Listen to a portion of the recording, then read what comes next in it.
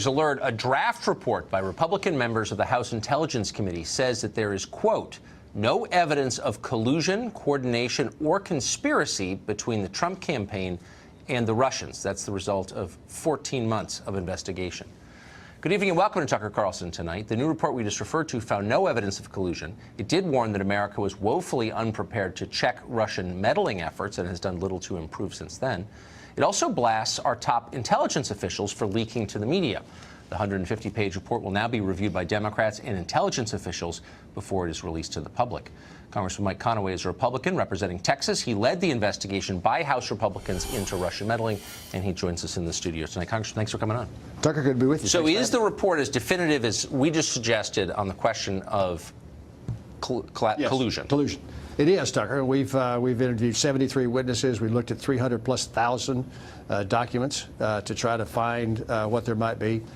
We've seen some perhaps meetings that were inappropriate or ill-advised to have taken. We've seen some chance coincidences where people bump into each other in various places, but no evidence of collusion between the Trump campaign and the Russians or the Clinton campaign and the Russians. Now, are you satisfied that you saw enough intelligence gathered by our intel agencies to make that judgment? Well, we made the judgment based on our own investigation of witnesses. We've interviewed, like I said, 73 witnesses looking for that thread that would lead us to a collusion, conspiracy, or coordination. We asked every witness that, and we've come to we found no evidence that anything like that was going on. So Adam Schiff today, who would be the ranking Democrat on the committee, released a statement calling this report, and I'm quoting, a tragic milestone. He hadn't read it yet. So right. Well, he says it short circuits an investigation that he implies is just getting going.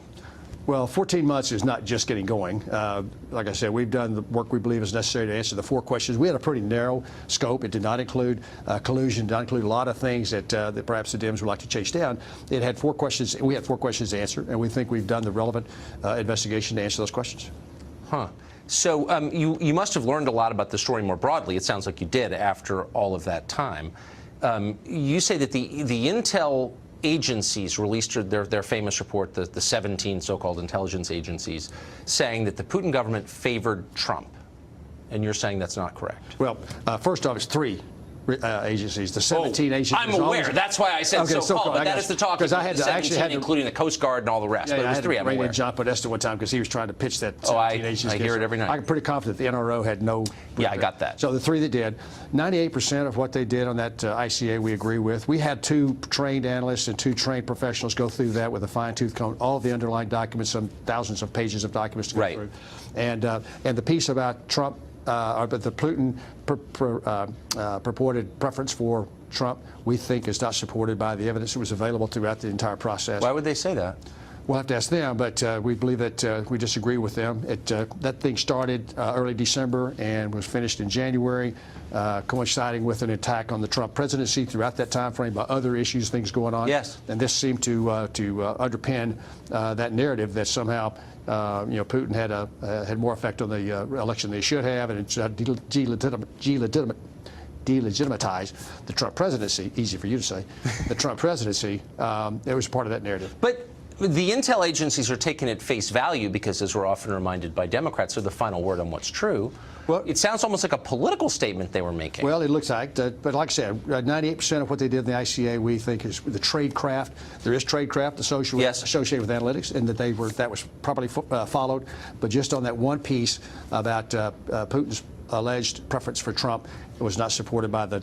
I've never been clear on the underlying questions that undergird all of this, and that would be the hacking of the DNC servers and of John Podesta's Gmail account. And I asked the ranking Democrat on your committee, Adam Schiff, about this and couldn't get a straight answer. Are we absolutely positive that the Russian government was behind stealing that data? I believe we're as positive as you can be in the circumstances where attribution is very difficult. But I'm comfortable believing that the Russian government was behind the hackers that did all this. The agency, IRA, whether the entities that were doing it were done. It was done on behalf of the Russian government, if not on behalf of or directly by. So I'm comfortable making that statement. Again, attribution is very difficult in cyber world. Will this convince anyone? Will the press, will MSNBC tomorrow say, you know what, we've been wrong for the last year? Exactly. You know, when throughout this whole time frame, I've been saying privately, because nobody's ever seen me on TV before tonight, to you guys and earlier, that there'll be some people agree with what we've said, some people disagree. What I want the report to stand on its own, tell that folks, the economy didn't have its thumb on the scale, shift didn't have its thumb on the scale, put as much of the underlying documentation in there as we possibly can so that readers can decide for themselves whether or not we did a thorough investigation and what we based our conclusions on, then let the American people make it their own mind. The real issue, though, is we've got elections starting right now. We had the Texas primary last week. We've got an election tomorrow. This is a big deal that we don't want the Russians or anyone interfering inappropriately with our election process. And so getting these conclusions out, beginning to have that conversation with the American people during this election season for 18 is really important. And that helped just get us to where we are right now. Yeah, there's a lot we don't know, but you've confirmed what we've suspected all along, which is the collusion narrative was a lie. So if the Democrats have additional evidence that they're not showing us, that they make reference to over and over, that they do have evidence to that, this drafting process will start in the morning, we'll have a chance to put it let's see it. We can make up our own minds. Congressman, thank you for that. I appreciate the summary. Thank you. Thanks. Mark Steyn is an author and columnist and a close observer of all things Russia plot related, and he joins us tonight. So, Mark, in my hand, I have a document that will end MSNBC's primetime schedule, which has been predicated on the idea that Trump is colluded with the Russians. I almost don't want to tell them because I don't want to wreck their ratings run. But what are they going to do when they find out? What is CNN going to do? What is the entire American media going to do with the fact that there was actually no collusion? I think they'll just carry on as usual, Tucker, for the very good reason that they happen to agree with Putin on this.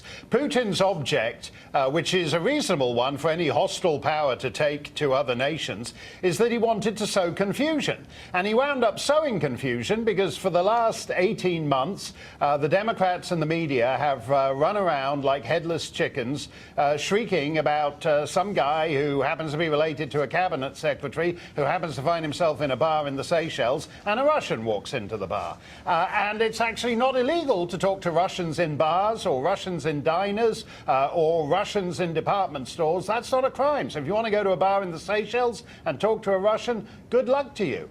And what happened is that the great slow elephantine process of American investigations of this nature, which is always looking in the rear-view mirror. So we're great at investigating stuff that happened 2-3 years ago. Meanwhile, Putin's getting on with stealing the next election because everybody else is looking ahead while we're doing all this rear-view mirror stuff.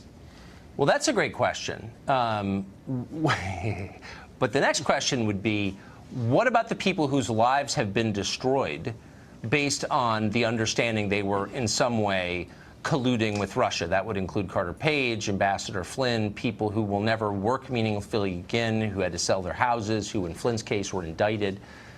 What happens to them? Does someone make them whole? Well, I think so, and I actually think that's a more serious problem because I think there are serious questions about corruption and excessive use of muscle at the federal prosecutorial level. I don't think it's respectable that the federal government wins 97% of the cases that it drags into court. That's Saddam Hussein, Kim Jong-un levels of prosecutorial success, and Americans should be ashamed of it. And Americans who seem to think it's clever that you can put the screws on Mike Flynn and persuade him to plead guilty to something just because he doesn't want to have what's left of his savings account cleaned out. I think that's disgusting. And rather than obsessing and worrying about Russia for another 2 years, I'd like us to actually seriously address what is wrong with federal prosecution, what is wrong with the FBI, what is wrong with the DOJ, and clean it up, because it ain't respectable and Americans should be ashamed of it. But that's what we're supposed to be doing in the media, aren't we? We're supposed to be on the lookout for bullies abusing their power and crushing the weak with their power to their own benefit. That's going on, and the cheerleaders of it are the media. No, and there's something very weird about actually seeing the left, who used to be all about sticking it to the man, doing this thing, as you just quoted, the so-called 17 intelligence agencies. I don't know why we need 17 intelligence agencies, but for some reason it seems to impress left-wing journalists. So if we added another 32 intelligence agencies and we had 49, if we had 49 spook agencies, they'd be even more impressed. And these are the same people, by the way. The one practical thing to come out of this thing is we need election security in this country, and yet the same people who tell us that they're scared about Russians interfering in the election are the same people all over the country who are saying that illegal immigrants should have the right to vote. In which case, if a Venezuelan or a Colombian can vote, why the hell can't a Russian interfere in the election too? We can all get a piece of it. That's exactly right. And they're the ones defeating voter ID laws, and they're the ones who are for online voting, which can easily be hacked, and against paper ballots. It's totally disingenuous. Those are not their concerns at all. What they worship is power. That's what they seek. End of conversation right there. Mark, thank you very much for putting